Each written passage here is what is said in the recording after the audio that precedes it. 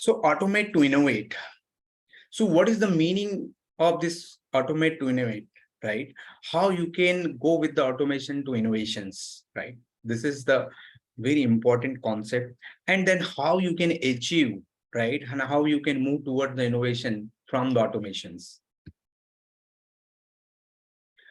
So harness the power of automation to free up time and resources for innovation and creativity.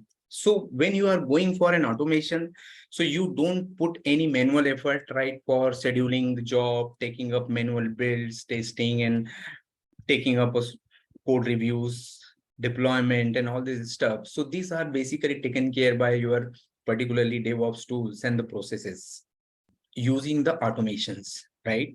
In that scenario, your team will be free and you can use your team and the resources for innovations and the creativity, putting this effort into a much more valuable task.